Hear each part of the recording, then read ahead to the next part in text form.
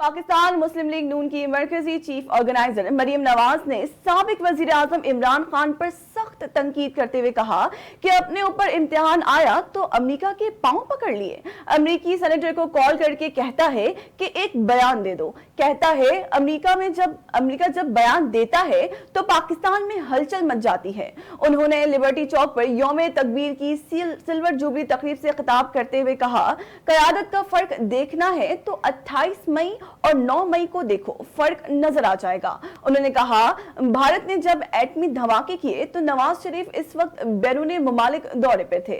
तारीख गवाह है, नवाज शरीफ ने इंडिया के धमाके करने के 17 दिन बाद एटमी धमाके किए। चागे के मकाम पर एटमी धमाके करके नवाज शरीफ ने हमेशा के लिए दिफा को नाकाबिले तस्खीर बना दिया। नवाज शरीफ ने जब एटमी धमाकों का फैसला किया तो पूरी दुनिया से दबाव आया। नवाज शरीफ ने भारत समेत पूरी दुनिया का दबाव बर्दाश्त किया मगर मुल्क के साथ वफादारी निभाई। मरियम नवाज ने कहा कि इस वक्त कहा गया कि पाकिस्तान पर पाबंदियां लगाई गई मगर नवाज शरीफ ने पाबंदियों का भी मुकाबला किया। नवाज शरीफ ने मुल्क का झंडा झुकने नहीं दिया, मुल्क, कौम और मईशत को संभाला। इसे कहते हैं लीडरशिप। नवाज शरीफ के तरक्याती मंसूबे निकाल दें तो पीछे सिर्फ खंडरात ही बचते हैं। नवाज शरीफ को अपने 3 अदवार में कोई मुद्दत पूरी करने नहीं दी गई, लेकिन गवादर से कराची तक हर तरफ सिर्फ नवाज शरीफ के मंसूबे ही नजर आते हैं।